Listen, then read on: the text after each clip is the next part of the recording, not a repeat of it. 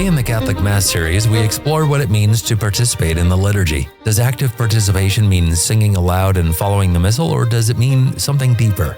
Father unpacks the original meaning of the phrase active participation by tracing its roots to Pope St. Pius X. He also explains how participation has developed and sometimes been misunderstood in recent decades. From the beauty of congregational chant to the quiet devotion of the Rosary, how are the faithful meant to engage in the Church's public worship? True participation, we will see, is interior first, expressed in reverent, unified worship. On sspxpodcast.com/mass, you'll be able to find all of these episodes, videos, and resources. This is free to listen to, but please do consider a one-time or a small monthly recurring donation. And please consider leaving a rating and a review on this podcast. It'll make sure that more people can find these episodes and discover the beauty and the truth of traditional Catholicism. Now let's join Father Ian Palco for episode 38, Active Participation and the Dialogue Mass. Father Palco, great to have you back. And today we are talking about more hot button issues like why it is necessary for the Mass that the lay people participate in the liturgy, right? We are. Yeah. I was thinking of painting maybe, or like a target, we could just hold it up here and it can be a bit of a hot button issue. It can be a bit controversial. I think if we understand it wrongly, and we'll probably get into this a bit, but I think it'll be a bit of a hot button issue if we understand it wrongly in looking at sort of the excesses that we see now in the modern church versus what the church really has always wanted to think about. Sure. And so the participation in the liturgy, when we hear that, we immediately kind of think of the buzzwords of the Second Vatican Council of, the faithful need to have more active participation, et cetera. But this is nothing new, right? It isn't. No, it's been something that even was discussed back in the 4th century. Hopefully we'll get a chance to look at that. I have some old church fathers that we'll look at and see what real participation in the liturgy looks like, what was being recommended then, what was being recommended more recently. We will look at what was recommended or sought by the Second Vatican Council and afterward, and how that wasn't exactly perhaps what the popes had always wanted or what the church had always done. But that's an interesting thing to talk about participation. It's an interesting word in and of itself. Well, then let's look at the word itself and start with the principles like we always like to do. What does it mean to participate, either in the Mass or otherwise?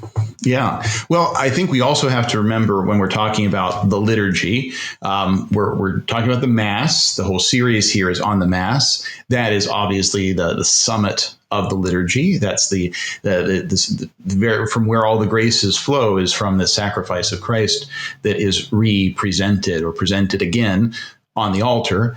But the liturgy is more than that too. I know you had some time in St. Mary's back in the day, and you probably went to Vespers or maybe Compline. Yeah. Maybe you even, they had sometimes matins for Christmas. These other offices of the church are part of the liturgy just as much. So there is a degree of participation in each of them, less or more, and there's different ways of participating. But participatio, let's do a little etymology. Not that every definition relies on etymology. Sometimes they're going to mean something different. But here, this actually, I think, gets to the heart of the issue. Participation, participatio in the Latin, comes from pars, part, and captio, which means to take or to possess. So you're actually taking or possessing part of something to share, fulfill, to play a role in, or sometimes it could be participatio can mean to impart. And I think I want to at least here talk about what participation should look like and what it shouldn't look like as well. But I think first we have to answer that question. What participation or why is participation in and of itself required of a Catholic in the liturgy? Because that's the first question first. It's like, is this even required? Right. If you go back, I think we were talking about this a little bit last time I joined you for rubrics. And I think on the other episodes that we've had here, I'm also writing an Angelus article right now, so I'm kind of stuck in two worlds, as it were. When are you not writing an Angelus article also, Father? I got off for the motherhood issue that we just put out, but I'm on deck for fatherhood. So okay, good. So, it seems like I don't really ever have the time, but when I don't write it, then I seem to get an email and say, could you please? So yeah. I try to jump the gun. That way they can't have me write too many at the same time. So. Fair. Sorry, go ahead. No, well, we were talking about that too, and even one of those issues that I wrote before with regard to the Mass and as being the sacrifice of the cross and the connection there. The liturgy, we should start first thinking it's liturgos to the Greek. It's a public act. It's an act of the church, of the mystical body itself. In this act, this liturgy, Christ, through his mystical body, the church, offers prayers and the sacrifice, his own personal sacrifice, his own sacrifice of the cross to his Father through the prayers of the church, through the Mass. And since it's an act of the church itself, of the whole church, not any individual member, even if it's Father Palco up there at the altar, I mean, it's not just Father Palco saying the Mass, it's the church offering this through this particular person. It's not, strictly speaking, necessary, therefore, that any individual in particular attend or participate for a valid liturgical service. Right. But we could say essentially or formally, this act is complete without the faithful participating. Example, sometimes it'll happen where a server doesn't show up, or sometimes it'll happen that I'm on vacation and I want to say Mass that day. I don't want to skip out on a Mass, and there's no one to serve the Mass. The church allows, so this is actually fairly recently, the church allows a priest saying Mass without a server. And yet it's still an act of the whole church when that priest says that Mass, despite the fact that nobody else is around. A deacon, for instance, alone, praying his breviary, not with anybody else, just on his own, because he prays in the name of the church, prays for the whole church, and the whole church prays through him. So this participation, at least on the part of the person who's doing the celebrating of the Mass or the reciting of the breviary, it's essentially a formally complete, even if nobody else is there. And I think that's a distinction that we already want to make sure we understand, because that'll be confused once we start looking at things, the ideas after the Second Vatican Council and some of the changes, the ideas of participation that entered into that. But because the church is a society, it's a visible society, it's composed of individual members, there still is something lacking when some of those members aren't present. Again, it's not obligatory that any one in particular, except the celebrant or the person saying the breviary, be there. But there's still, we could say, a material deficiency. It's not formal. It's not essential to have no faithful, but there's still something lacking there. Specific graces are meant there for the people who are attending, the people who are participating. There's specific graces that they're meant to receive. If they're not there, they're not going to receive. If they're not participating in a fitting way, they're not going to receive those graces. We've had this recently, if you think about it, right? We're doing podcasts now. We have live stream Masses, in large part thanks to a little thing that happened, say about 5 years ago. Yeah, but you saw that, right? During the whole pandemic, or the COVID pandemic. There were oftentimes a priest who would be there alone, maybe with a server, and he's there praying. Let's look at it this way, for instance, though. Let's say he were saying there, let's say during some kind of pandemic, you couldn't go to Mass, but we needed to bury this person. And so there was a funeral Mass, and the priest alone, without server, was there. He said a requiem Mass. The coffin is there. So I guess he's with the body, not with anybody. But it's the same benefit from that Mass. And yet if the family's not there, we had sadly those kinds of situations during COVID, there's something wrong. There's something not so fitting about that. So I think we perceive that there is something wrong when the faithful aren't participating in some way. Mm-hmm. Not that there's something essentially lacking, but there's something on a material level that's not fitting. Mm-hmm. And COVID, I think, provided great examples of that kind of problem. And you saw really the distinction between Catholics and non-Catholics. We go to Mass. We come together to this liturgy. Oftentimes Protestants, what are they doing? They could have their service online. It's just some sermons and various other things. Right. In fact, there are places I know of that didn't really reopen. They just do all online things. It's a lot easier to maintain a studio in a little building than it is to maintain an entire campus where you have people come in. Mm-hmm. And, with internet banking, you can easily just dump money into them, donate that way. So, So yeah, there is some material deficiency there. We perceive that as Catholics, I think, a lot more than others. Man's a social creature too, remember. So, and society itself is a creation by God. So we owe individually, but also as a society, God, prayer and worship, not just individualized prayer, but this communal prayer, the liturgy. And it's also the perfection of those Old Testament sacrifices, that the Mass is the Passover sacrifice. It's also, to a degree, the peace offering for Thanksgiving, where we get the word Eucharist from. And remember, those in the Old Testament, they had an offertory. So do we. They had the ritual killing of the victim. We have the double consecration, the application of the blood. This is the graces that are supposed to flow upon us during the Mass. And then there's the communion, or eating the victim, at least by the priest. And that communion and the application of the blood, those were necessary back at the Passover to receive the benefit of the sacrifice. Right? If you didn't partake of that sacrifice, you weren't going to be spared. One was in the Jewish times. You look at the Jewish Encyclopedia, for instance. One didn't eat from this peace offering. He was sort of excommunicated. He didn't receive from this. So there's an important thing to see, that there's a necessary degree of participation. We already feel that. We already know that. It's just a matter of how the church wants us to do that. Yeah. And I think the danger, and that's why I was trying to make this distinction, if you think, between essential or formal and material. In the Novus Ordo, they even started introducing, I was reading this kind of recently from some of the history of the changes, and they were really obsessed about this idea of like, okay, a different set of people is attending Mass. Like, Mass is for children. I heard confessions this morning at one of our school Masses.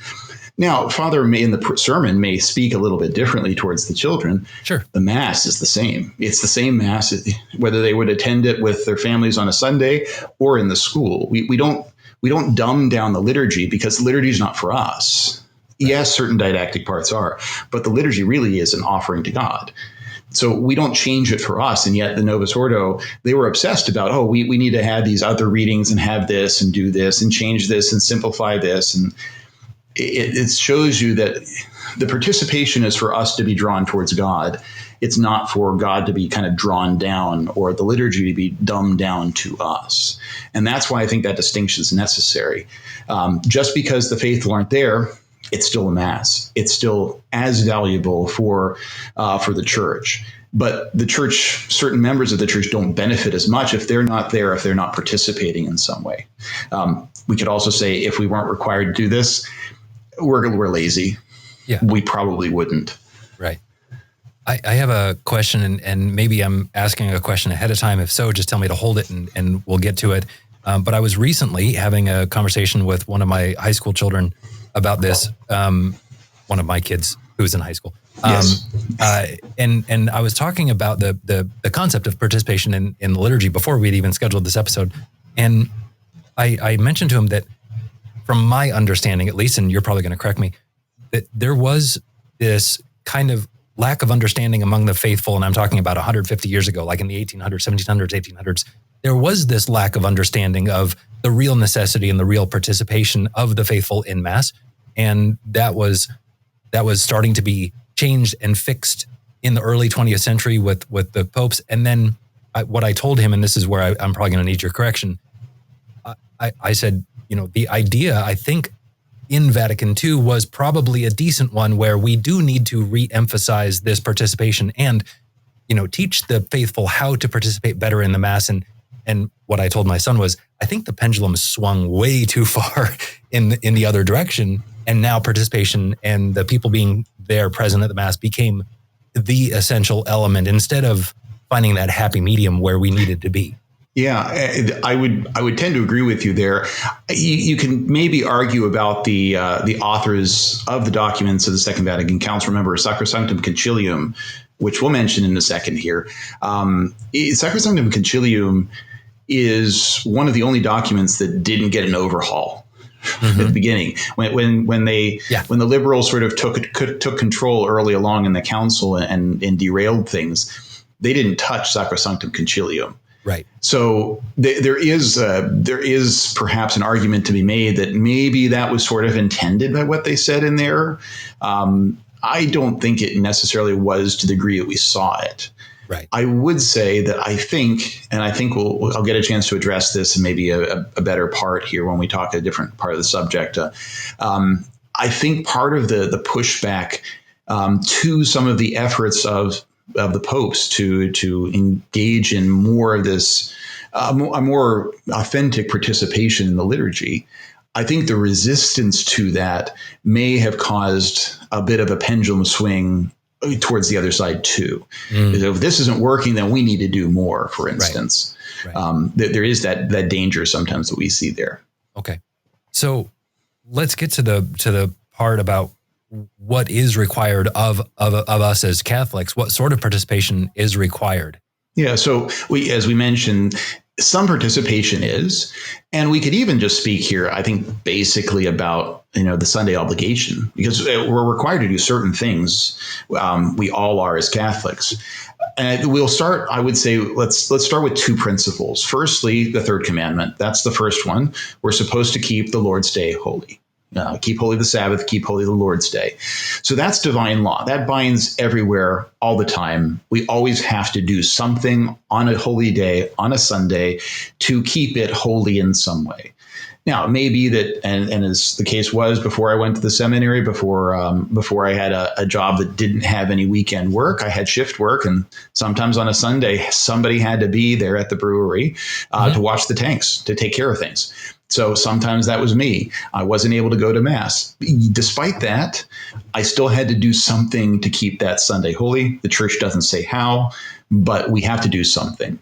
So the third commandment always going to apply. The second principle here is the first of the precepts of the church, which tells us on Sundays and holy days we have to attend Mass and we have to rest from servile labor. That's a human law. And so there are going to be times where human laws can't apply to all situations. God can see everything. So he says, keep the day holy. We always have to. The church says, come to Mass, but realizing that that's not going to happen sometimes or is impossible, we get the opportunity to maybe miss a Mass for a legitimate reason. And so we could say here, a minimum would be this attendance, this Sunday duty. That's the first kind of participation that we obviously must do. And there's going to be different kinds of things here. So we have to participate unless it's physically impossible for us to be there. That could be a distance, more than an hour's drive away, generally speaking, is what's thought of there. An hour's walk away if you can only walk. So about an hour's travel one way would exempt you from that. If you're really sick, can't get out of bed, physically impossible. Truly necessary work, you have to be there, you can't be at Mass, it's physically impossible. There could also be a moral impossibility. So you're caring for a sick person. You could come, but you have to take care of them. So charity requires that you be there. In fact, charity is a higher virtue than religion. So you honor God more by doing the sacrificial work of taking care of this person. Everybody who's reached the age of reason has to come, even if they haven't received communion yet. And technically speaking, all heretics and schismatics also have to come to Mass, but subjectively speaking, they're not going to be culpable for not doing that. But we could say, as the Sunday obligation, there's a bare minimum that you need to do, the very bare minimum to avoid sin. So first things first, you need to actually be present. There has to be a bodily presence in the church, or you have to be in a nearby building or something like that so you can follow the Mass. The old term was you could hear the Mass. Right. Back in the older churches, sometimes there would be the iconostasis in the east. There would be curtains drawn across the sanctuary. You couldn't see Mass, but you could hear it. So that's the first thing. You need to be able to be bodily present. So you could be in the vestibule, still hear the Mass. You could perhaps be outside. Oftentimes papal liturgies now happen in St. Peter's Square, but people could attend Mass just as much if they had video monitors outside and the ceremony was inside. They're morally united with the celebrant there. Obviously, cry rooms, parish halls, things like that for an overflow. But I would say here, a broadcast or a live streamed Mass, good as they are, if you can't get to Mass otherwise, they're not attending Mass in any real way. Right. I mean, they're following the Mass, and that's good, but it doesn't fulfill your obligation. It's maybe a good thing to do if you can't get to Mass, if you don't have the obligation because you're too far away, because you're sick, because, everything's shut down. It's a good substitute. It's a good way to practice the third commandment, but it's not fulfilling that duty that you have. But you don't have that duty in most cases where you're doing that. So right. And so just to be clear, you're not fulfilling your duty there, but you are exempted from that duty because of the thing that is already preventing you from going to the church in the first place. So correct. It's a good thing to do, but it's not the same. Right, exactly. It's not the same. And that's why back in the COVID era, when they were saying, just have online services. Well, we can't do that. We can do things that will help people to fulfill the third commandment, but you have to be there to fulfill the precept of the church if that's possible. It wasn't possible. You didn't have the duty, strictly speaking. But here's a good way of keeping the third commandment, that part of the duty. Quick question. When I'm down in the basement of Our Lady of Sorrows, because our streaming setup is down in the basement, and I'm helping to live stream the Mass, or Joe, the other guy who's doing it, is down there. Are we attending Mass while we are doing that? Yeah, I mean, you're the moral theologians who speak about this say, if you're morally united, you're in that same space, you're basically there. And certainly you're using microphones and other things. You're in the environs of the Mass versus being 2,000 miles away. Sure. So I was assigned, for example, my first assignment was in Wanganui in New Zealand. We're that first Mass there, and we were live streaming everything. So during COVID and other times, you turn on Mass on a Sunday morning, you're probably going to get New Zealand. There's other places, but that's probably the first place you'll get. And so, I mean, people who might be watching that and they couldn't get to Mass were, 10,000 miles away, perhaps, and they're not attending Mass there. Whereas you're, 50 feet below in the basement somewhere from the actual sacrifice itself. You're clearly united to the Mass in a more physical way there. Okay, good deal. Thanks.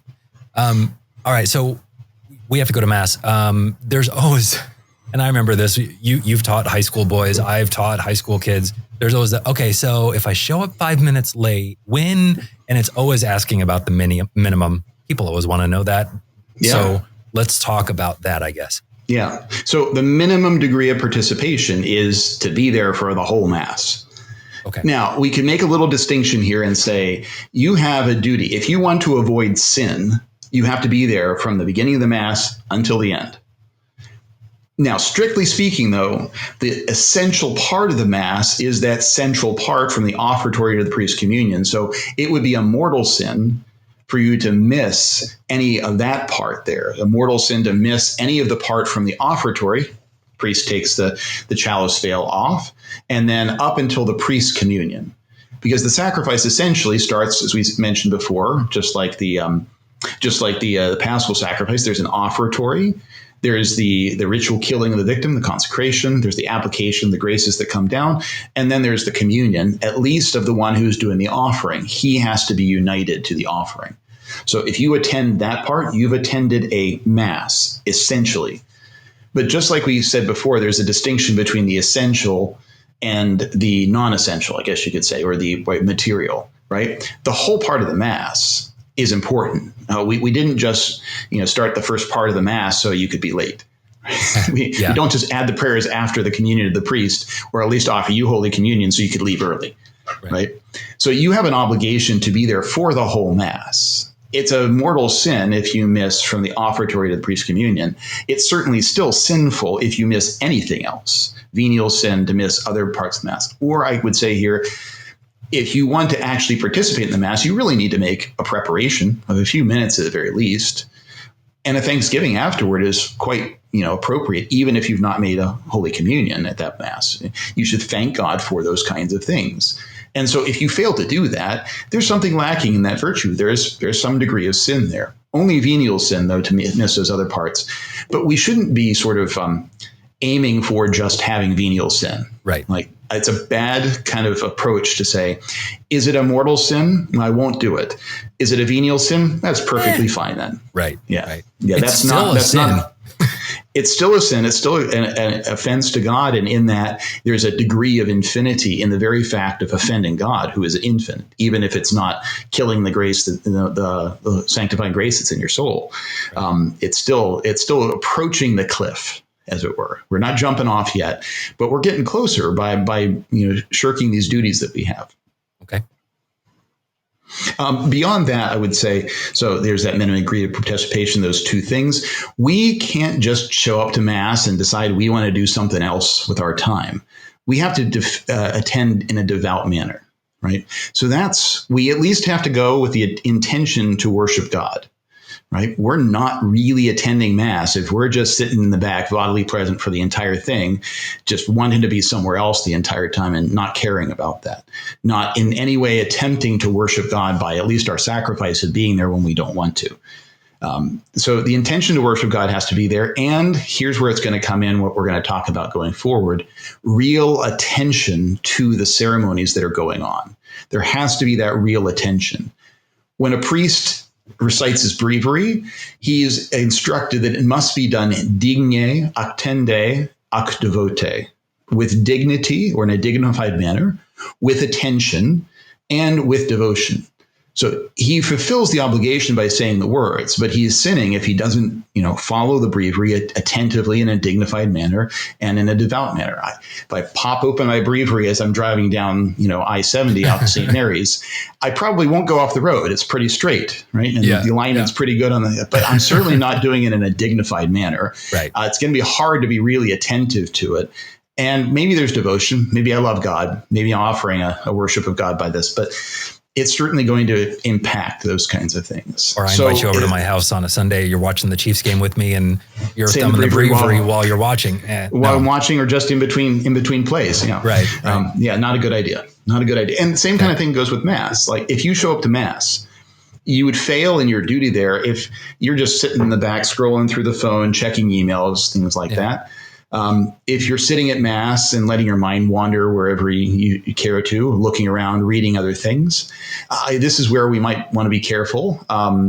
Bringing the kids to Mass, great. But if you're just trying to occupy them with something and they have a duty to attend the Mass, you're kind of pulling them away from the attention that they owe to God there. So you should train them in such a manner that they actually can attend that Mass, they can focus.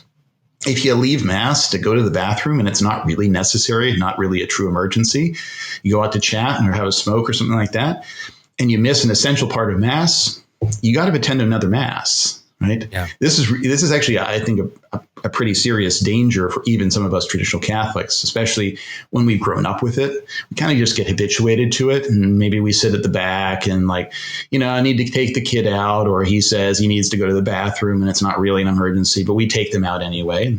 We miss something important in the Mass. Technically, we've not attended the Mass, and if we don't attend another, there might be a mortal sin there if we're culpable for that omission. So it's something to be careful of there. I would say, too, a parent who's so consumed with taking care of a child that they can't pay attention to the Mass really isn't attending Mass. I want to make a bit of a careful note there, though, because a lot of times our families are coming from great distances, and mom's sitting in the cry room or dad's taking the child out because they're acting up. Of course, you have to do these kinds of things, especially in our modern world. Maybe if you live close to the Mass, you could trade off, and the little kids who can't behave can stay home till they're maybe 3 or 4 and you've trained them. Different people can watch them. Maybe that's a better option. But this is if they're reasonably caring for a child. And that's where I want to make a little emphasis, if I could here. You're reasonably taking care of your child if you're properly raising your children. You're providing suitable discipline to them, and you're training them so they can properly attend the Mass.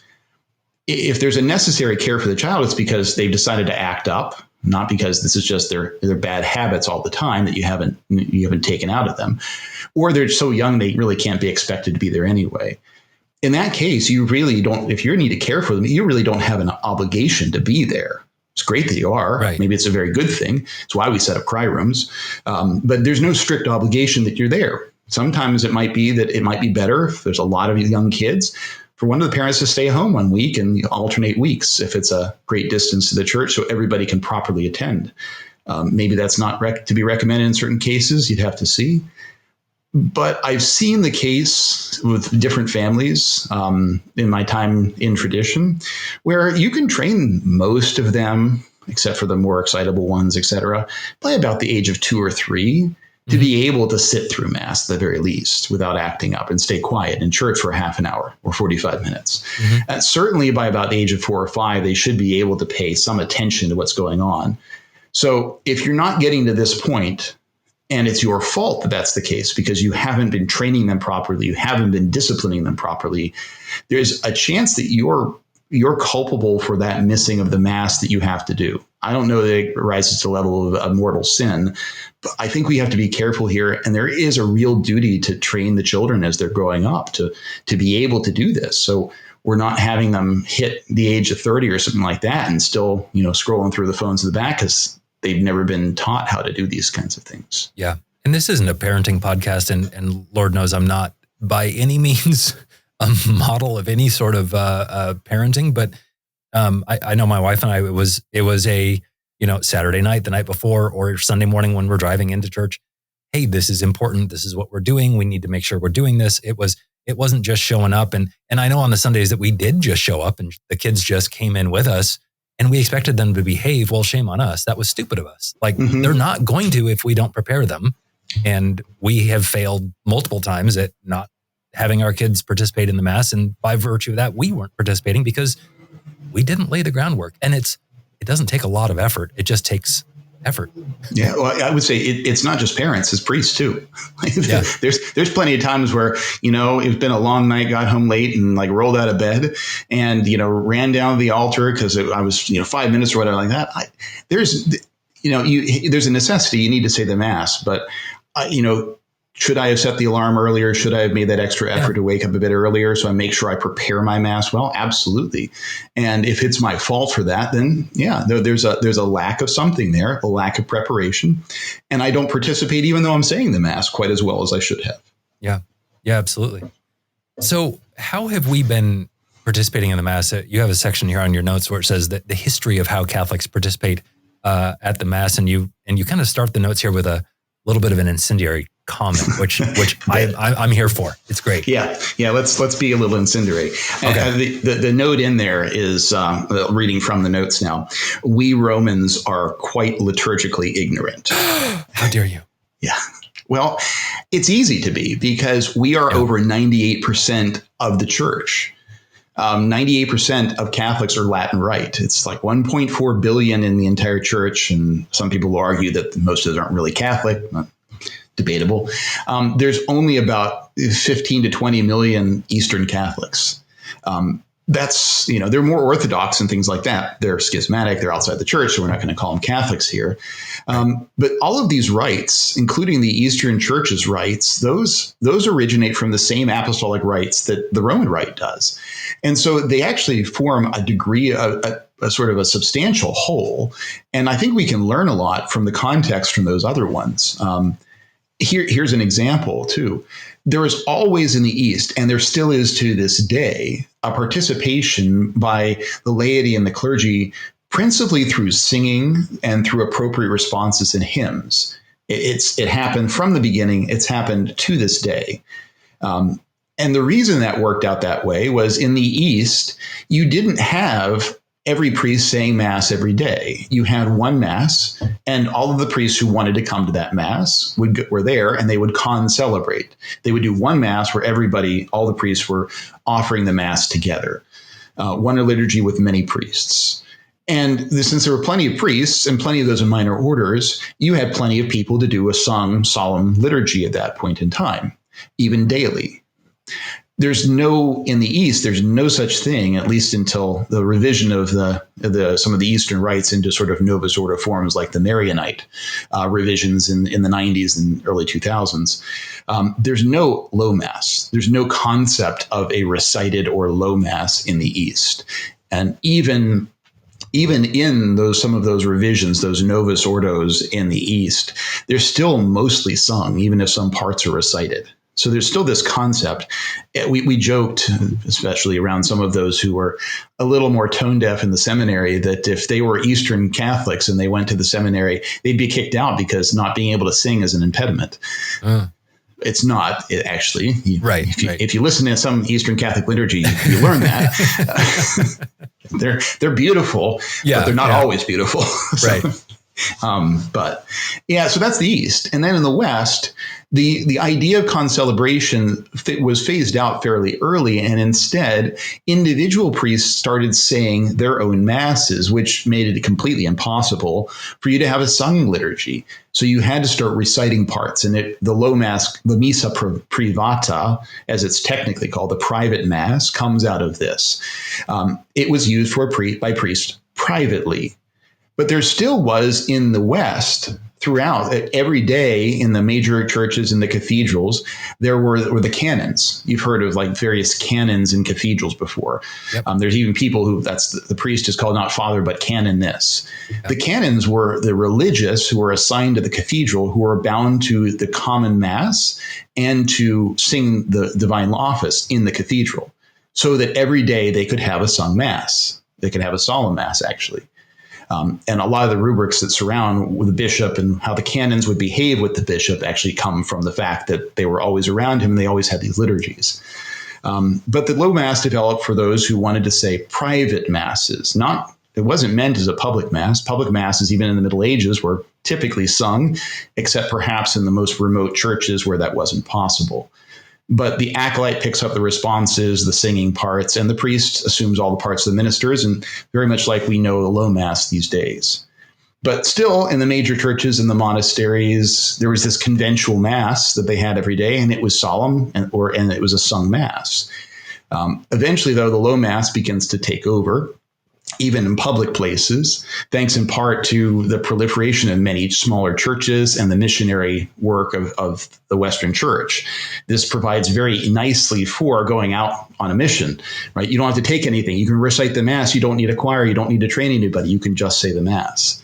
And that's good, but it starts in the West allowing some of the things that happened during the late Middle Ages and during the Renaissance and then during the Baroque era and after. In the musical styles, you had more and more unsingable parts that the average faithful couldn't take part in. And this, by the 17th century, had caused an almost total loss of Gregorian chant. Mm-hmm. We don't maybe appreciate this so much because we hear it so often, and maybe so much we hear about how important Gregorian chant is. We thought, well, we've always had this. Yeah. But for a long time, centuries, Gregorian chant in some places wasn't heard at all.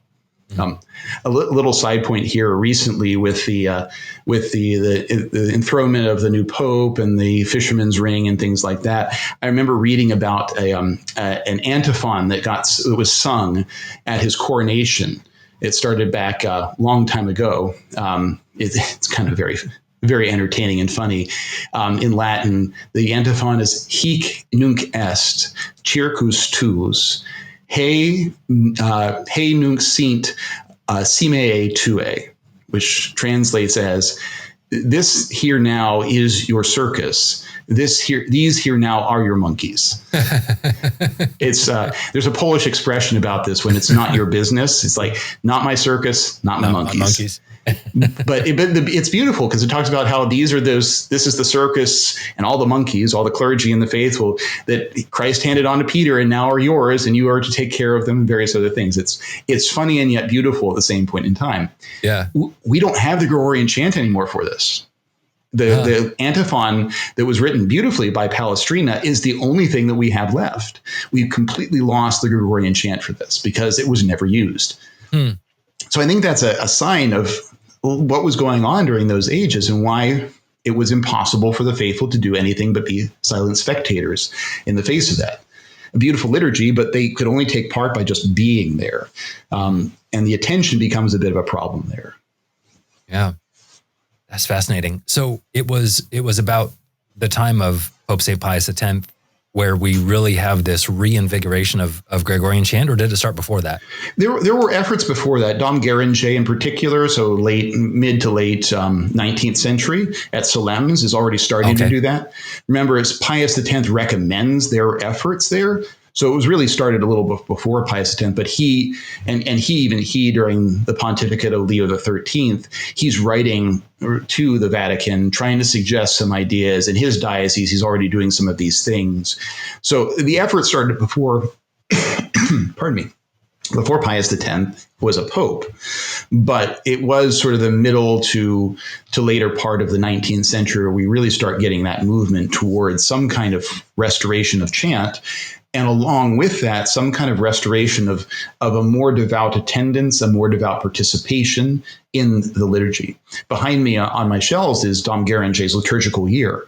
Right? He was using that to try to educate the faithful on the liturgy as a way, if they weren't going to make responses, at least they could intelligently follow and see what was going on, both in the liturgy and the sanctoral cycle, in the yearly cycle, the annual cycle with Easter and various other things. They could understand the text of the Mass more, etc. So it was a way of contemplating those things. And that's part of that participation as well. Okay. We've talked about in previous episodes, and I think you were part of at least one of these, if not one of our other priests, that the solemn Mass, it was you. The solemn Mass is the model, is the main normative form of the Mass, right? It is. It's the model for the liturgy. And I think that's where a lot of people will think the solemn Mass is like, we take the low Mass and we add parts to it. It's the other way around. The solemn Mass is the Catholic liturgy. Is the Roman Catholic liturgy is the solemn form of Mass, priest, subdeacon, deacon. From there, we start assigning those parts to other people when we don't have the ability to have them. So we get to a sung Mass, for instance, by taking out the subdeacon and the deacon. The priests absorb most of the parts, but some of the servers absorb some of the other parts.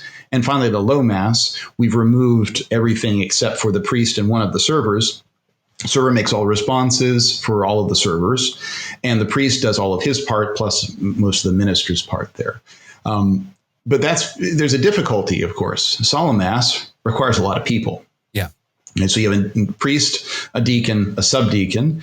You need a schola, a cantorum of clerics to be able to sing. So at least 2 people, if not more. Probably more would be better. You need at least 5 acolytes or servers, plus those major ministers. And the practice of the West, even now, even if you had all of this, even if you had it, let's say, a school, La Salette, it's hard to make this happen even every day because of just the other work that goes on. So the practice in the West of each priest saying Mass every day certainly made it impossible to have a solemn Mass or even a sung Mass. Yeah. The other difficulty, too, was until 1964, a bishop wasn't allowed to do a solemn Mass. So the pontifical Masses that you've seen at the faldstool or at the throne, those weren't allowed. Those were allowed, but a solemn Mass, the bishop coming in and with just a deacon and subdeacon acting like a normal priest, he couldn't do that. And so it was very common for bishops to say low Masses, which added to this idea, too, that low Mass was normal. Later along, I think we'll talk a little bit about the dialogue Mass. Benedict XV and Pius XI, those 2 right after St. Pius X, had some form of this in the Vatican. And that's because they were typically only saying low Masses. It was very easy to make responses and not much singing was going on. Papal Masses maybe happen once or twice a year, very rare because they're so involved. Mm-hmm. So you step down from the solemn Mass to a sung Mass. That's very common now. Most of our chapels probably have a sung Mass on a Sunday or on a feast day. Maybe some of them don't get a chance to do that, but the sung Mass, as common as it is now, wasn't permitted until the 19th century, actually. You couldn't just do a sung Mass.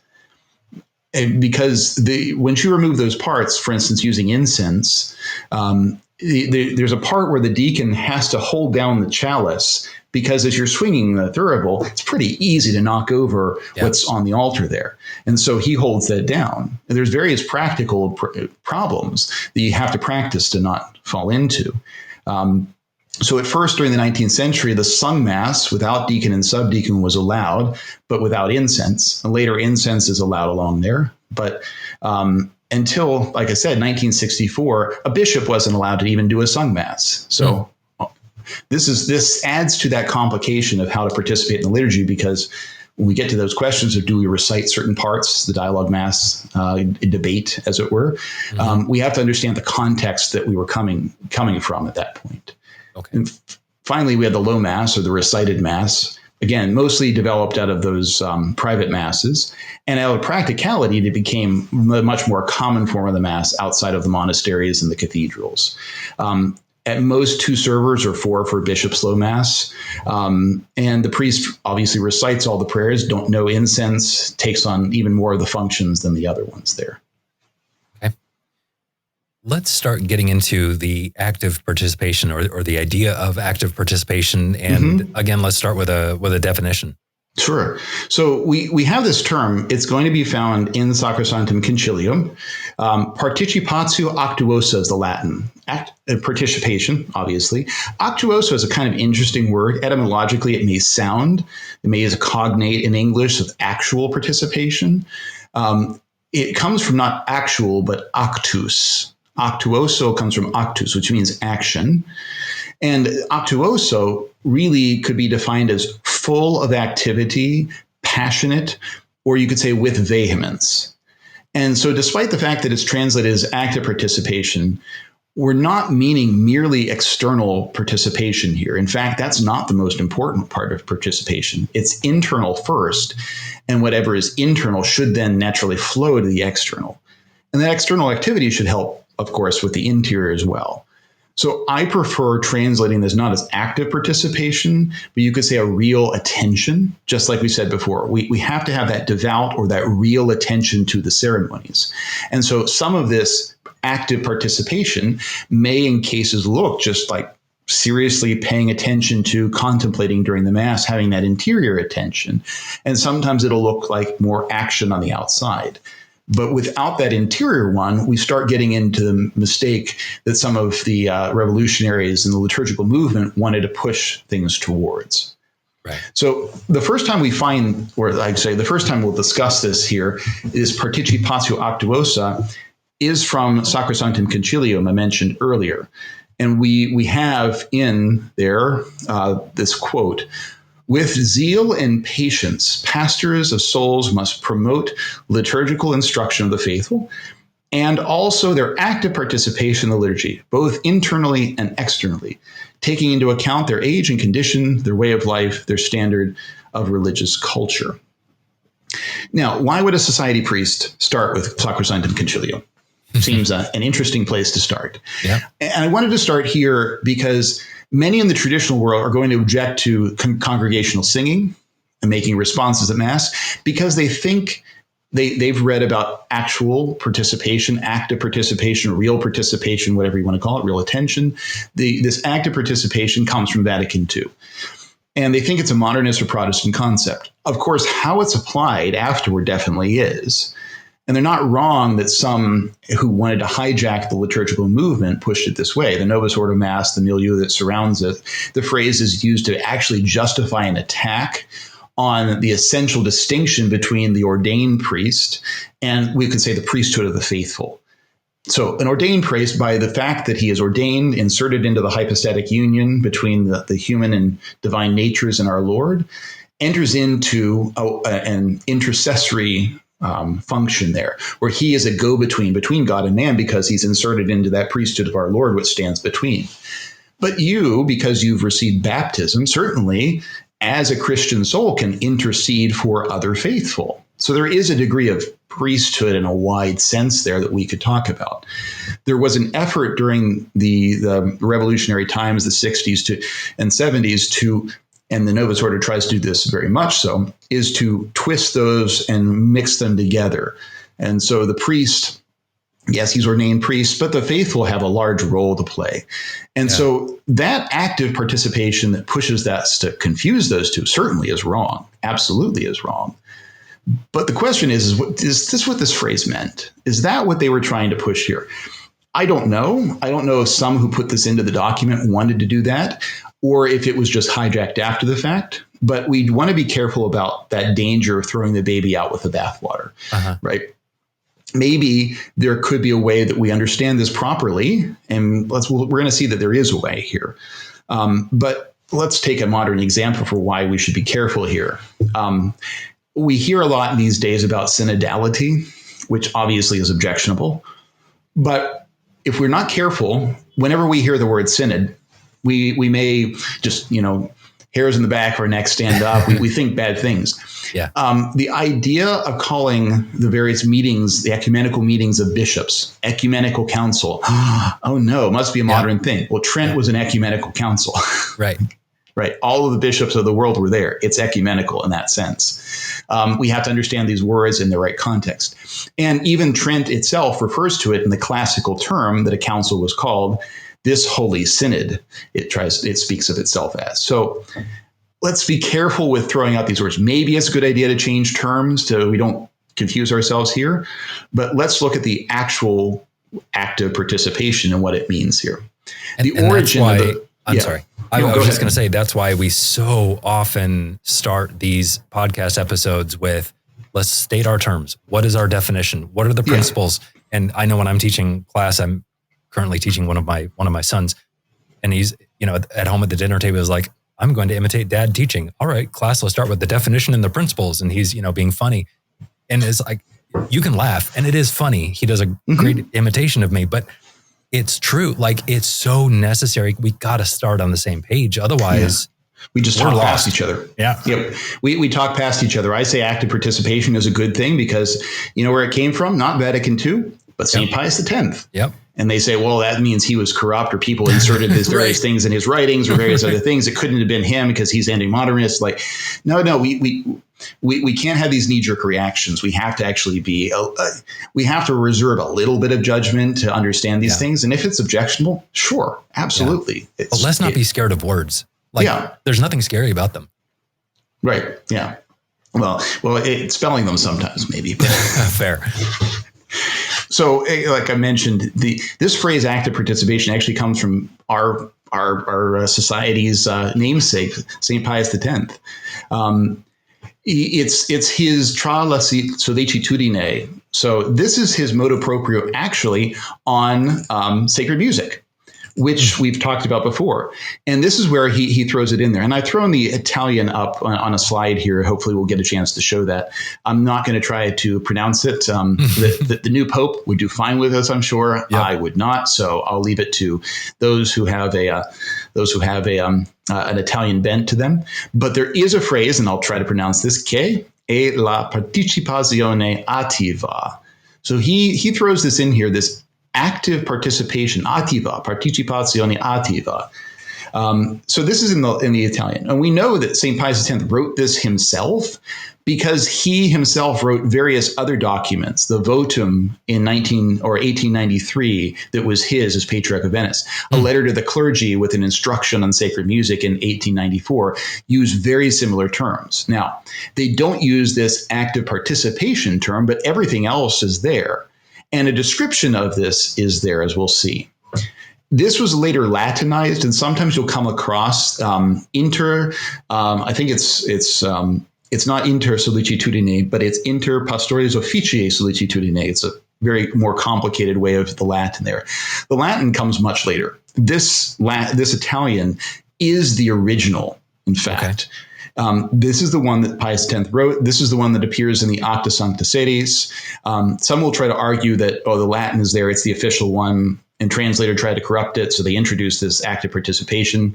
The timing's off on that. It doesn't work that way. It was already active participation when it went out. And it is in the Latin done slightly differently, as we'll see, but just understand that there. Breaking news, Father Palco is doing ressourcement on the podcast. Yes. Every translation, except for the Latin, has active participation in it. Okay. Just to throw it there. So fair enough. Let's look at the English of this, because I'm better in my English than I am in my Italian. And here we read what St. Pius X says: "We deem it necessary to provide before anything else for the sanctity and dignity of the temple, in which the faithful assemble for no other object than that of acquiring the Spirit from its foremost and indispensable font, which is the active participation in the most holy mysteries and the public and solemn prayer of the Church." My point here being, in reading through these, if Pope St. Pius X was so anti-modernist as to give us Pascendi and various other documents and go after the modernists, I don't think we can call this term in and of itself, or this concept, modernist. There must be an orthodox way of understanding this. And even if it's the concept and the terms are abused later, yes, but we can't have this knee-jerk reaction that simply it's not orthodox because we've seen people do bad things about it. Yep. And we also have to be careful in the same way to say, just because it's how I knew how to participate, that's the orthodox way, and this is a new, untraditional way. You see something like that. I remember there was a series of demotivational posters. Yeah. So mocking the 1990s and early 2000s era in business as having those beautiful pictures with this inspirational quote underneath of it. This one had the bulls from Pamplona, the running of the bulls, and it said tradition underneath of it. And it said, just because we've always done it that way doesn't mean it's not incredibly stupid. That's excellent. Yeah. And that's, I think, what we have to understand a little bit here with regard to some of these, how should I put it? Some of these understandings that we may have about how to participate in the Mass, right? Yep. So yeah, there obviously were bad ways people were participating, and St. Pius X is trying to undermine those kinds of things. So we spoke before in the rubrics about the sacred congregation of rites, not to geek out too much here, but remember that it was created to fix problems and abuses in the liturgy, even in the traditional liturgy. And so the good old times we may remember, and how active participation is somehow bad because, well, even as St. Pius X, et cetera. Well, the good old times, people weren't doing things necessarily in accord with good sense or Catholic liturgical principles. For example, the SRC, the Sacred Congregation of Rites, had to forbid using record players or recordings of choirs in the church, or player piano style organs to replace that, because people were doing that. Mm-hmm. So, that's a problem. That's not correct, that we shouldn't be doing that. But they had to say that because people were. The SRC, for instance, look at what sometimes you hear now. What are we going to play for this funeral? What are we going to sing for this funeral, or whatever? The SRC says Gregorian chant. You can sing other things a cappella too, but no organ, no instruments. How often do we hear that sometimes at some of our funerals? And yet we're not supposed to. And the SRC has been very clear about that. And yet that's done. So just because we see something and the way of participating that we're used to, or, oh, my grandpa did it this way or this, we have to be careful, because St. Pius X is calling for this act of participation because he was restoring certain things, especially chant. Yeah. So what is he intending for us to understand when he says active participation? What are the things he wants us to do? Right. So, I would encourage people to read the whole motu proprio if they could. But let's look at what he does want. Especially with regard to chant, because remember, that's what it's about. He says, special efforts are to be made to restore the use of the Gregorian chant by the people, so that the faithful may again take a more active part in ecclesiastical offices, as was the case in ancient times. So a more active part, parte più attiva in the original. So he does use active there. He does use it in there. He explains it, even if we're going to pull it out in other places. But can I get a little nerdy here? Sorry. Please. Let's go Latin. Okay. So in Latin, this phrase here is really interesting, I think. Praesertum apud populum cantus Gregorianus est instaurandus. Remember, instaurare omnia in Christo, to restore all things in Christ. Instaurandus est. The Gregorian chant is to be restored. Yep. This is a gerundive periphrastic, just to throw out the term there. Oh, Father, come on. It means sorry. There's an important meaning behind that there, because it's not just is to be restored. There's a degree of necessity when you use this. You don't just say it's a good thing to restore it. No, it must be restored, is what he's really saying here. It's not just a wish. It's a duty. It's an obligation to restore this. From like a legal standpoint, in some legal documents, it says like it shall be done, and that's different than will be. Is that kind of what he's doing here? Correct. Because, if you want to use the English, when we say I shall give you, I shall is actually the normal future in classical English, I guess you could call it. Whereas will shows an act of the will, and then in the second and the third person it flips. Right. Interestingly enough, yeah. But the second part of the phrase here is really interesting. You have this resultant quas quo, which is sort of like an ut clause, in order that, so that. This is what he wants to happen. Gregorian chant must be restored so that vehementius Christi cole more maiorum sacrae liturgiae sint russus participes. And here is where, if you think that the Latin was corrupted or the Latin was authentic and everything else is corrupted with this active participation, this shows you that you're entirely wrong. Because this phrase here, the Christi cole, the faithful of Christ, are to be participes, sint participes. They are to be participants, and vehementius is how they are to be these participants in a most vehement or more vehement manner. Remember that participatio actuosa. What did actuosa mean? Vehemently. Mm-hmm. This is the definition of actuosa right here in the Latin. So it's there. It's there in the Latin. It's clearly what the Pope wants, and it's clearly in the other translations as well. And it's also not just a claim that, it used to happen that way. Again, clearly a Latin scholar was doing this, or somebody who knew about Roman history. The mores, or the more maiorum, the mos maiorum, is a very interesting Roman concept. It's this unwritten code of social norms for how you behaved as a Roman. Interesting. So he's basically claiming here, this is the Christian norm, as was previously done, as should be done, it was the custom of the church to have always done, that we've fallen away from. So the Latin actually shows more clearly than all the others, in fact, that St. Pius X is demanding that the faithful take some more active part, particularly through singing.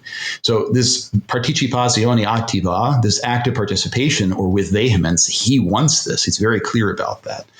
And so at least Pius X intends congregational singing of those parts of the Mass, the Kyrie, the Gloria, the various other parts like that, and the responses.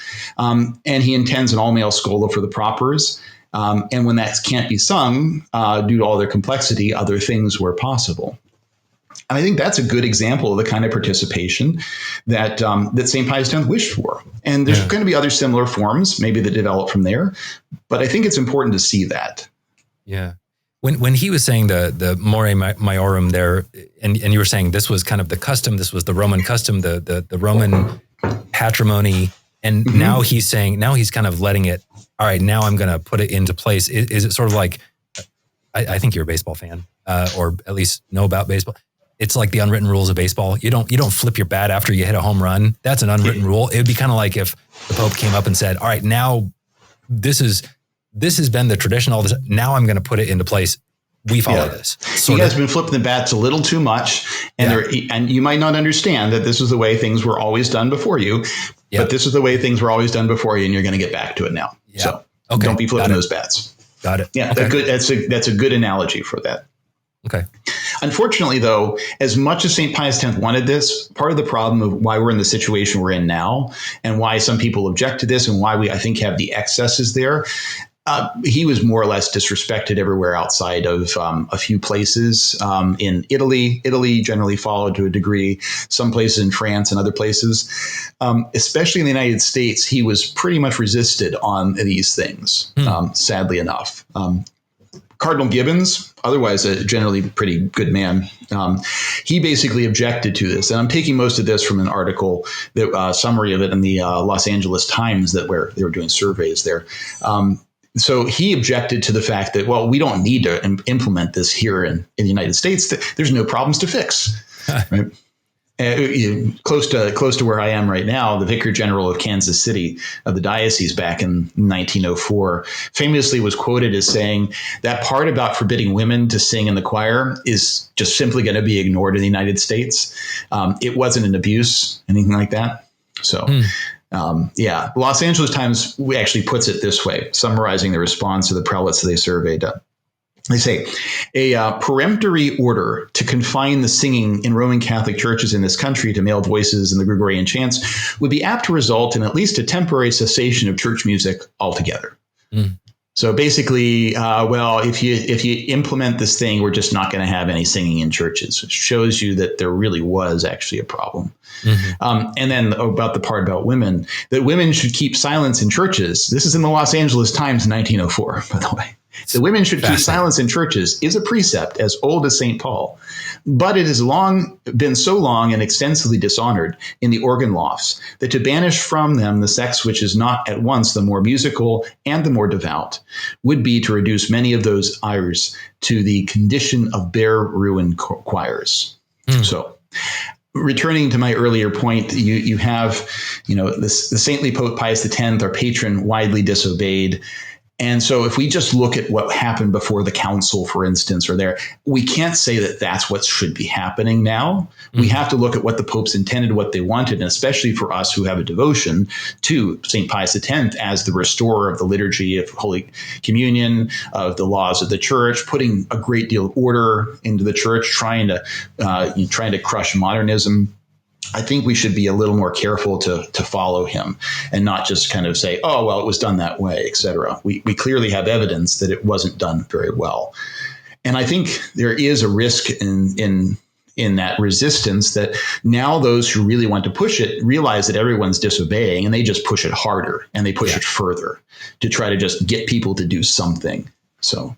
Yeah. In fact, though, this whole theme of active participation is developed by the popes that follow. Pius XI, for instance, in Divini Cultus in 1928, he celebrates the 25th anniversary of the motu proprio of St. Pius X, and he says, the faithful come to church in order to derive piety from its chief source by taking an active part in the venerated mysteries and the public solemn prayers of the church.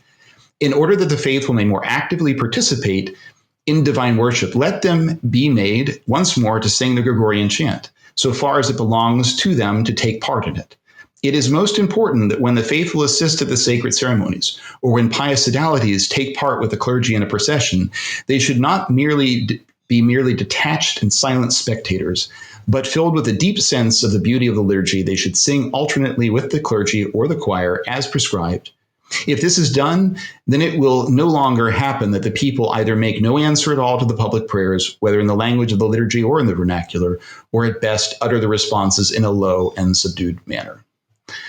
So, we have even Pius XI realizing that we need to keep doing this and adding emphasis, a push to this, a legal order, as it were. Let's start doing this. Let's start doing what this great saint has asked us to do.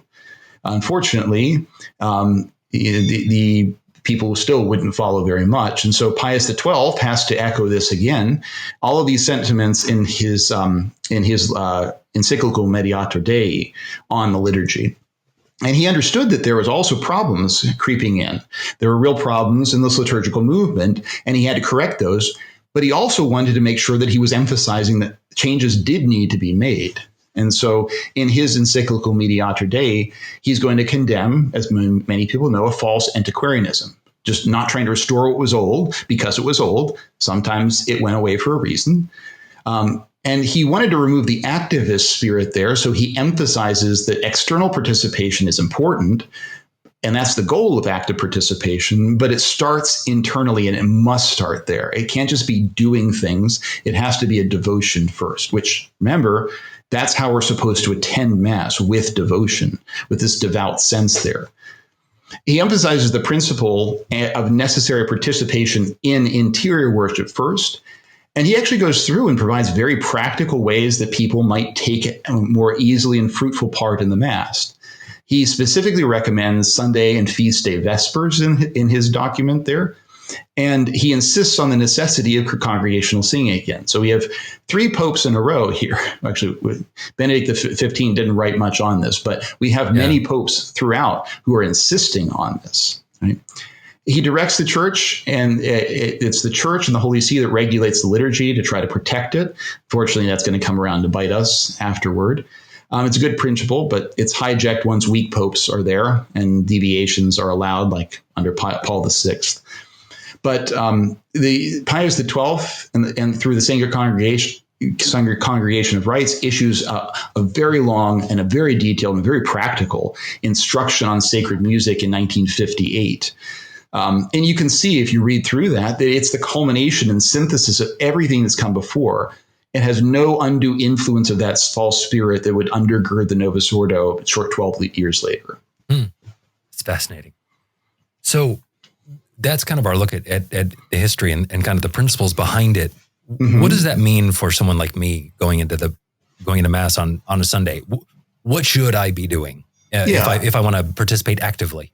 I think the balanced approach, if one picked up nothing else, is read in Mediator Dei what Pius XII suggests are legitimate ways of participating. There are a number of them, and none of them are wrong. It should be looked at as this is a good way of recommending things. So in Mediator Dei, Pius XII suggests several different ways. He says, firstly, use a hand missal. Follow the prayers so you can pray along, or the books of the office, for instance, to follow the prayers of the priest and the clergy. You could recite the responses that the servers make in a recited or a low Mass. You could sing the hymns appropriate to the parts in a low Mass or a sung Mass.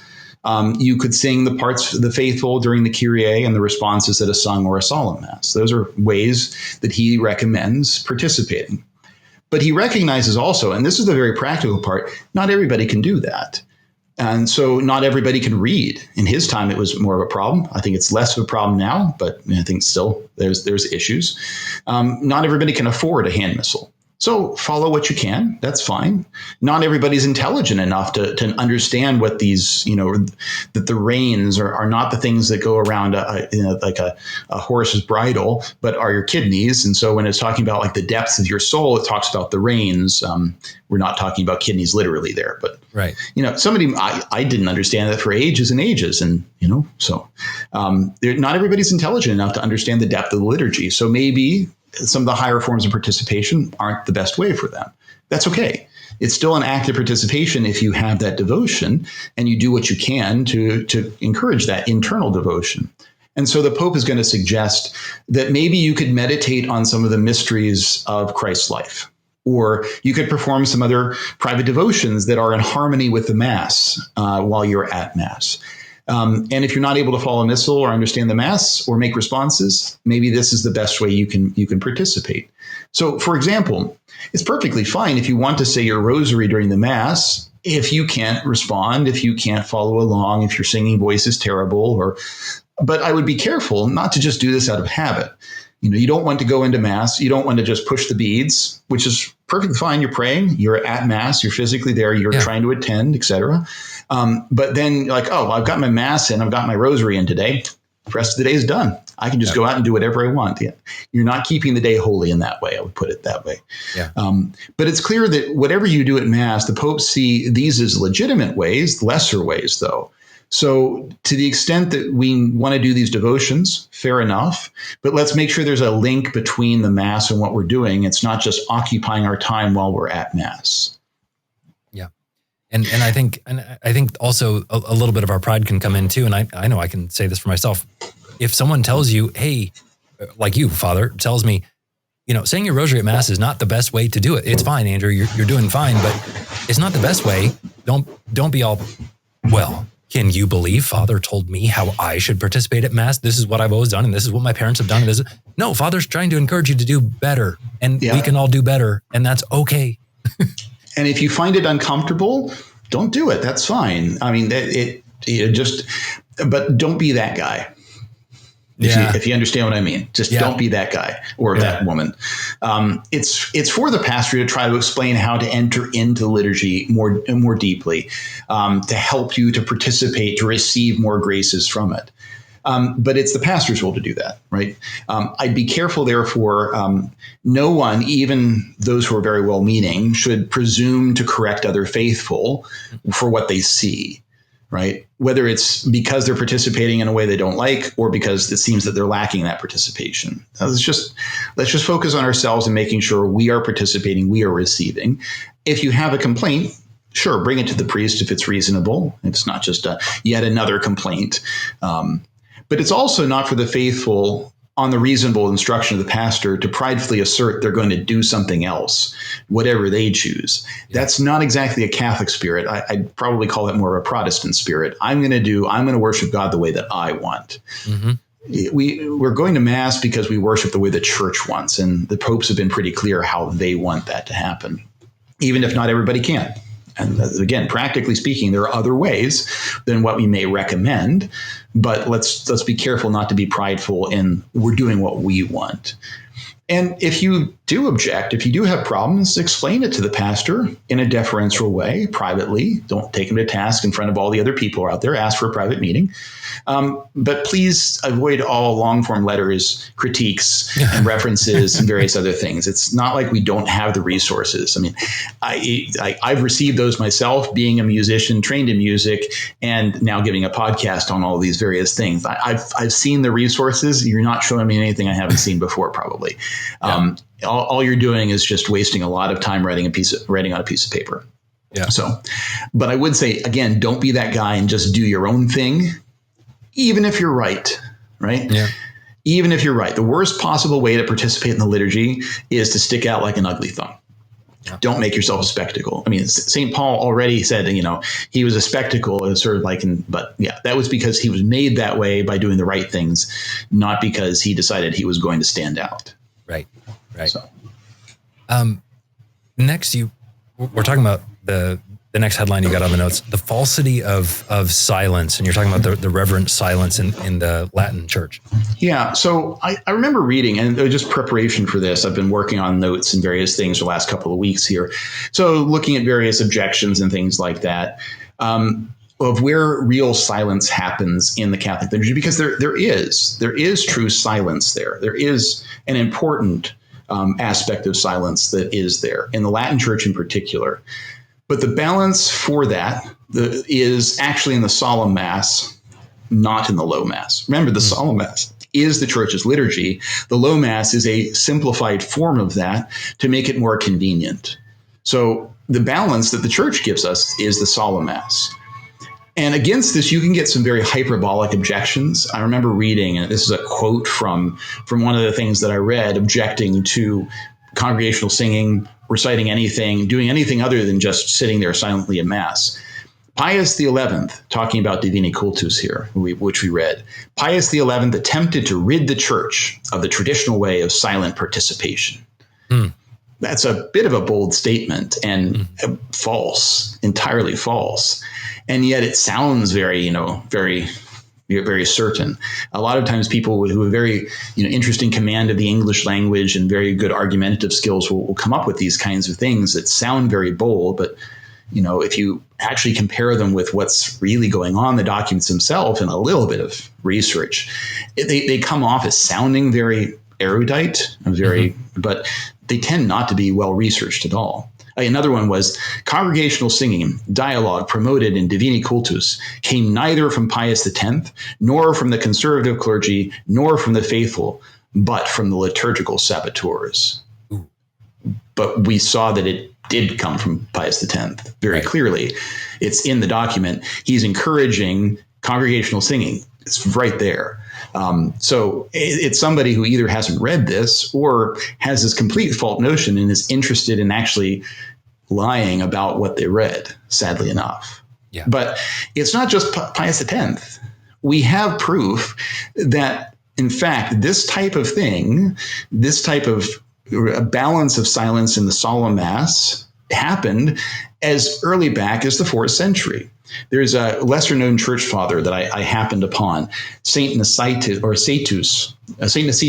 of Rimanciana. I knew I was going to get that wrong. He's from the 4th century. And he writes an interesting thing called De Utilitate Hymnorum, literally of the usefulness or utility of hymns. It's in English, it's often translated as on liturgical singing. So I have a few quotes here from, remember, 4th century here. Okay. He writes, I know of some, not only in our region, so he's in the West, by the way, but in the East, who consider the singing of psalms and hymns to be an excess that is barely appropriate to divine religion. They consider it enough for a psalm to be spoken in the heart and frivolous if uttered aloud by the mouth, which is very interesting. Sometimes you'll say, wait, congregational singing? No.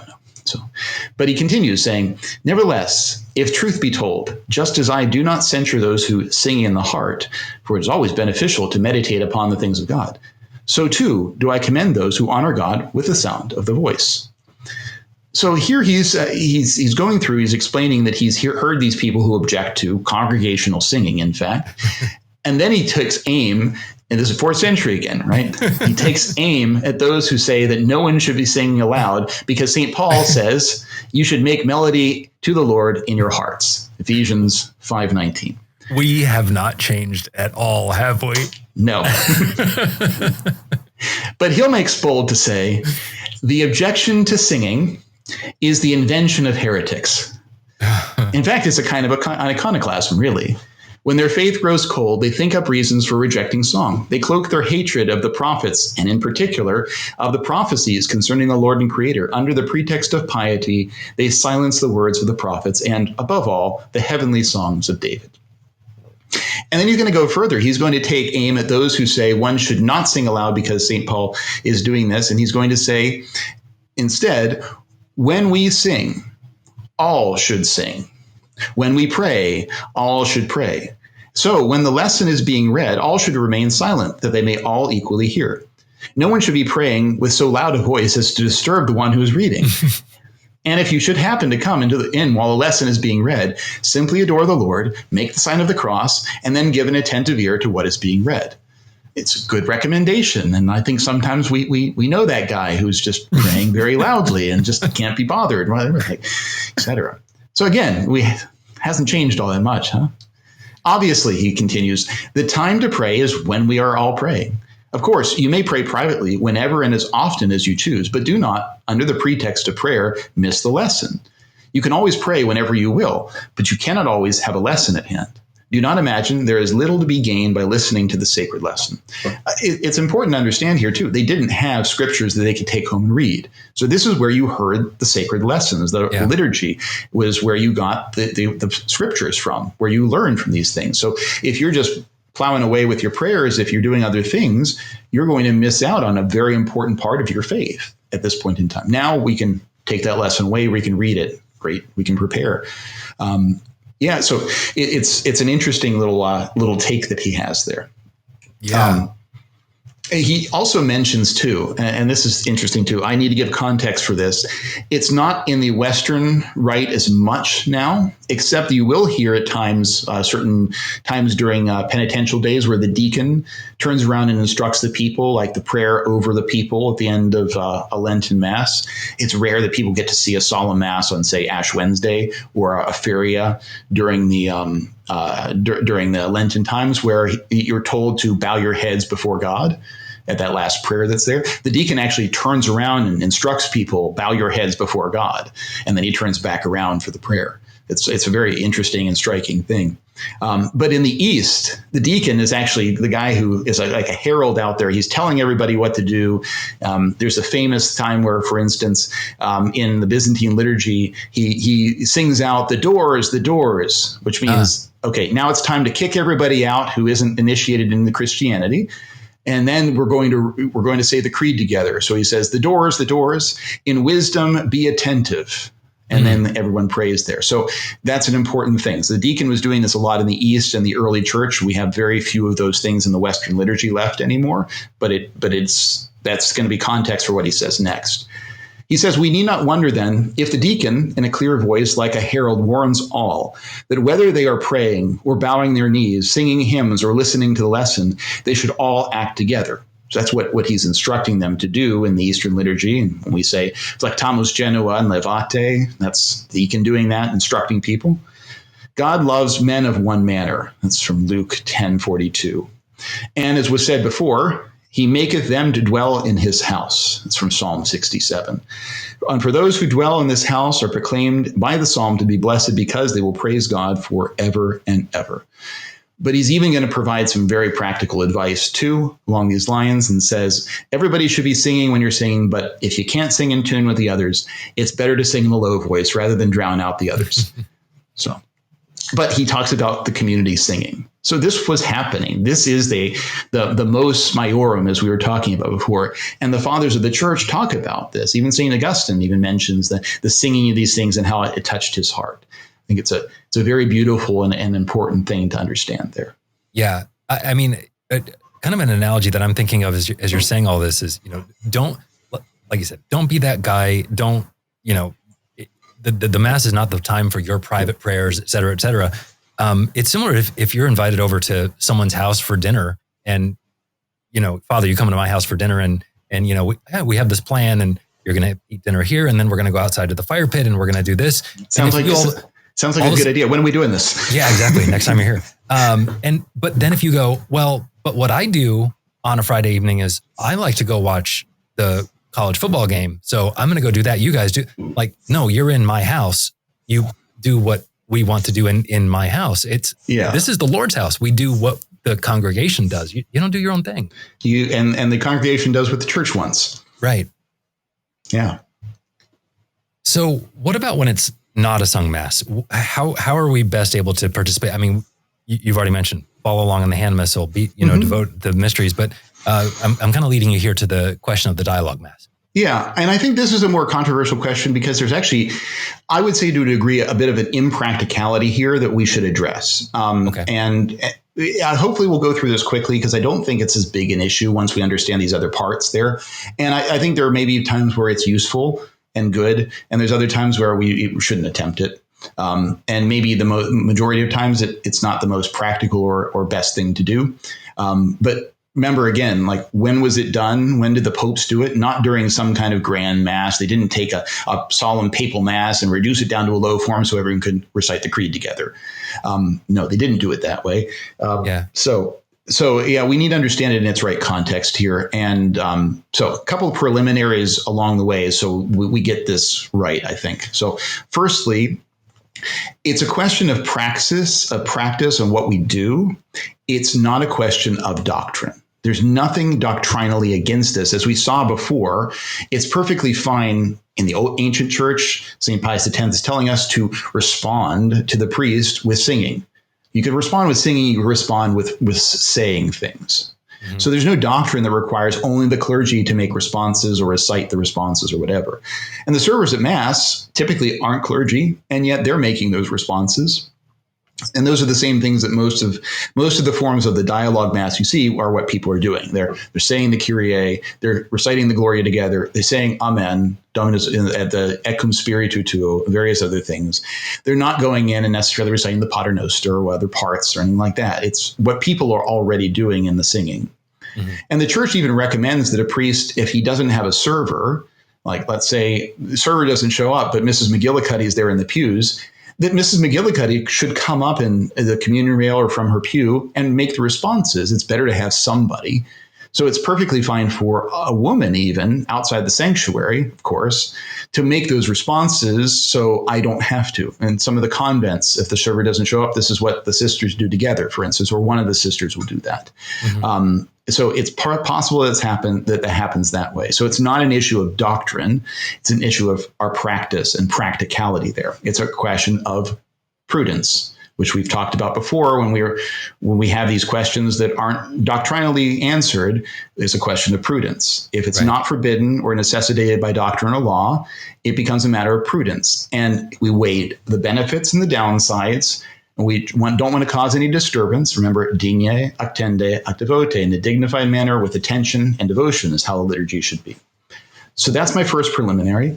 The second thing before we talk about this that I think we need to understand, avoid that post hoc ergo propter hoc fallacy.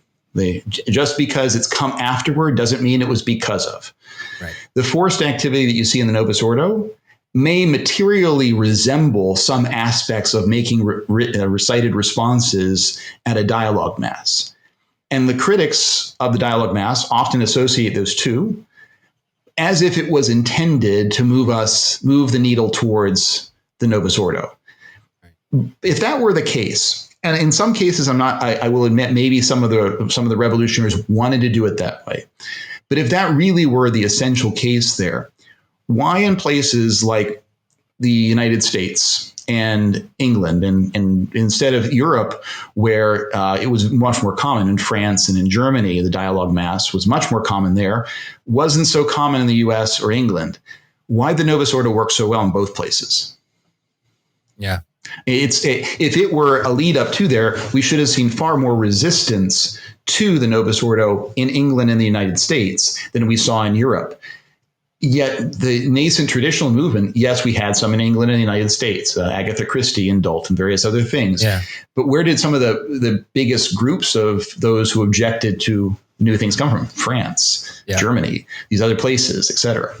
Yeah. It wasn't an Overton window to the sort of, Yeah. So yes, material similarity, and it might have been intended that way. And even there may be a causal effect to a degree, but it's not if it's not a one-to-one comparison that we can make. And I think we have to be careful there. Again, don't throw the baby out with the bathwater. Third preliminary that I wanted to bring up here, I am not advocating for the dialogue mass. I want to be clear about that. Okay. In the parochial situation, that is, I'm not doing that. As a matter of practice, I'll share my own opinion here, just so you understand where I'm coming from. It's a matter of practice, practically, because it's a question of prudence. In most parish situations, I think it results in a very undignified, irreverent liturgy. Okay. And here's the reason why. You've served Mass before. How hard is it for you and one other server at a low Mass to make the responses together? Yep. At a sung Mass, when you're all split amongst the sanctuary, you're supposed to be making those responses all together. How easy is that? Nearly impossible. Nearly impossible. And now you want the entire congregation to do it all together? Right. Especially the Suscipiat, which is always a tongue twister. Yeah. It's not going to happen. Yeah. And then the question is it totiosque or totiosque? Yeah. I don't know. Anyway.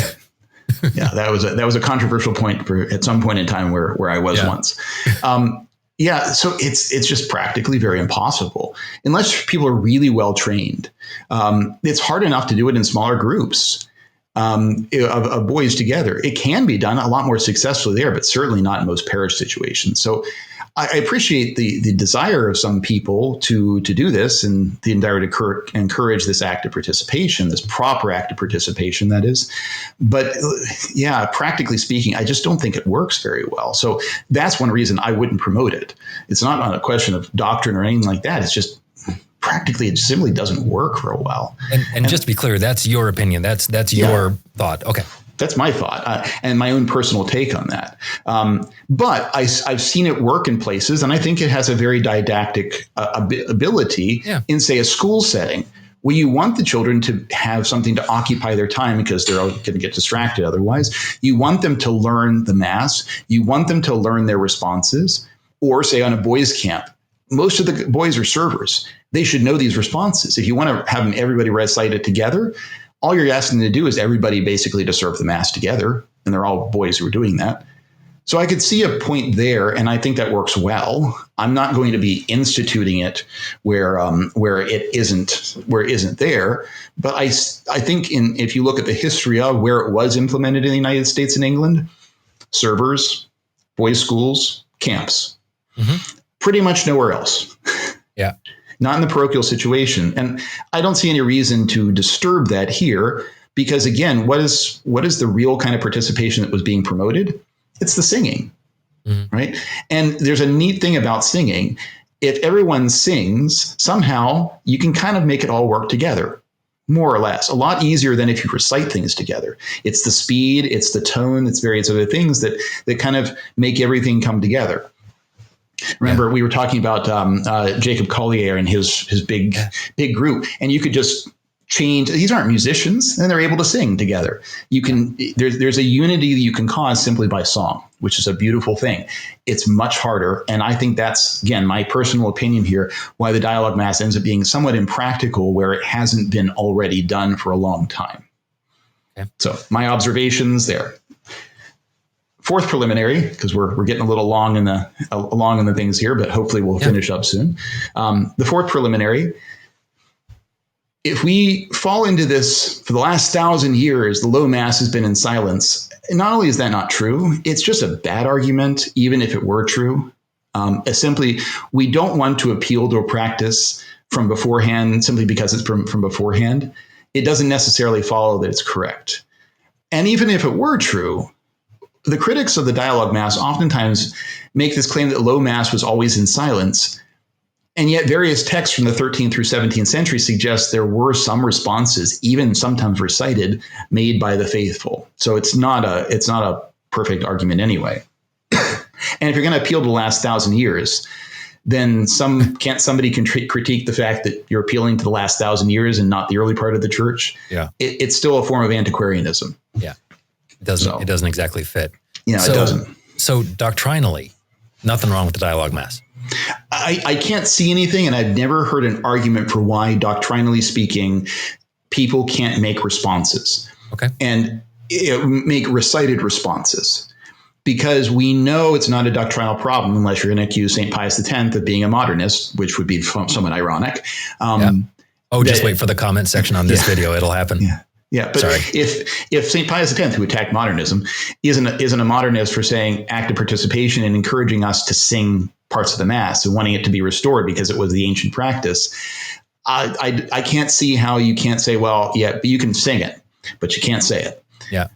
Usually what we say is if you can do the greater, you can do the lesser. And so there's nothing doctrinally problematic there. I think the elephant in the room here is that because it's a question of practicality and pastoral suitability, we have to have somebody with that prudence to look at that from not just I want to advocate for this or I want to object to this, but from a real practical standpoint. And like I said, my own opinion on this, I think in parochial situations, it simply doesn't work. And you're also just going to upset a lot of people.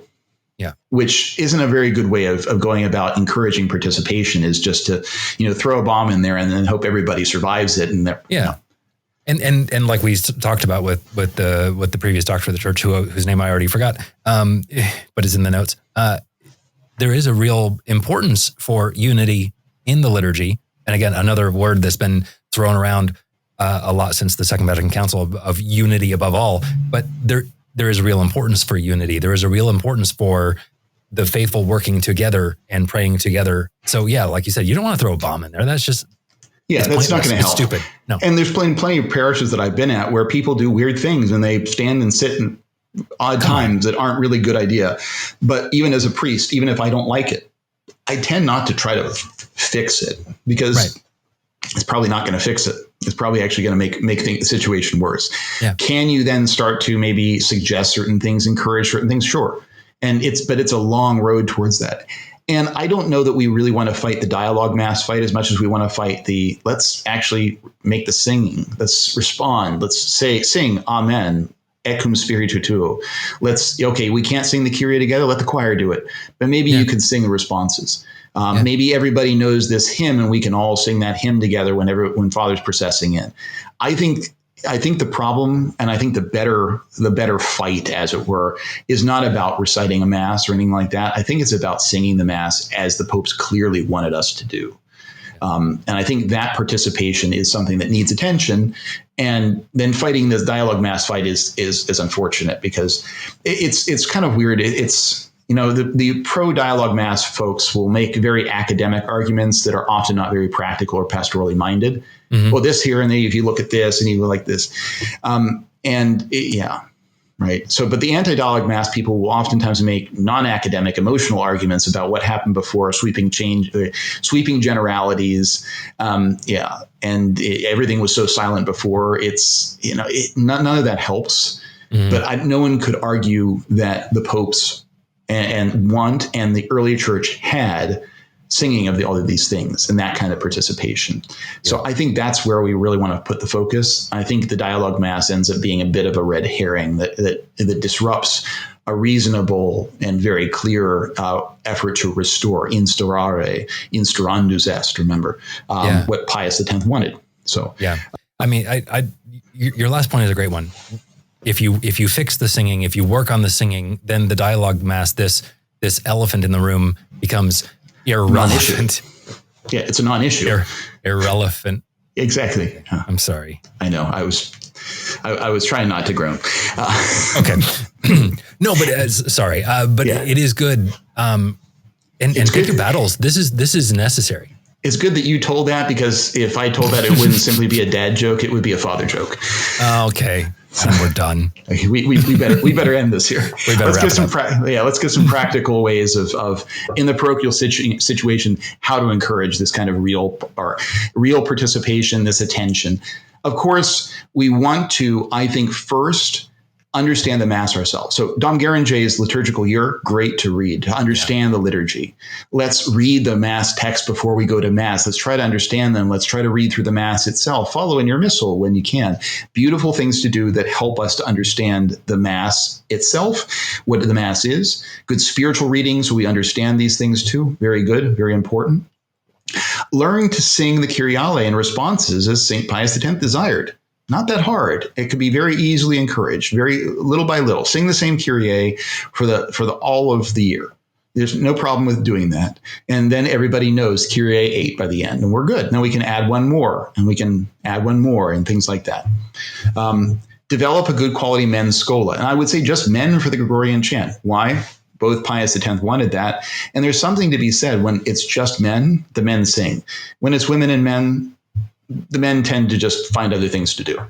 Yeah. And it's not just because they get distracted by the women. It's just they start seeing this effort of participation as something that the females do and not that they do. It's not manly. Right. So develop other good quality musicians. Get good organists, get good choirs, get good choir directors and other instrumentalists if you want. And teach about the divine office. One of the things that sort of gets lost in this whole discussion is coming to Sunday Vespers, or even having Sunday Vespers. Yeah. We like to add all of these extra devotions, these private devotions. Let's do the devotions to Our Lady of Perpetual Help, for instance. Perfectly fine, good. Let's have Vespers first. Why don't we have Compline? Why don't we have some of like benediction? Why don't we have all of these other things that are liturgical, that are the church's prayer? And then maybe we can add some of these other things too. Yeah. So I think these things are the higher priorities. And the dialogue Mass, like I said, is the elephant in the room. And it is, we can joke about it as much as we want, but I think it's fine for certain smaller camps and groups and things like that.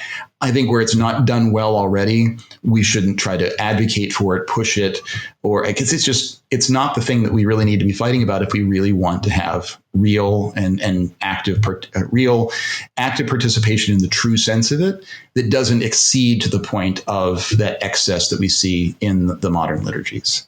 Absolutely. Father Palco, thank you so much. Thanks for the research. It was really well done and really interesting. And like I said, you always get the hot button ones. This one wasn't so bad. In about 7 or 8 weeks, we got a doozy for you. The Reformed Holy Week. So yes. looking forward to that one. Which I think will be a lot less controversial than maybe everybody wants to think. But you'll have to tune into the episode to see how controversial, how spicy it gets. Smash that subscribe button. Okay, I'll stop again. Thanks, Father. Have a good weekend. You too. God bless. Right. You too. Bye.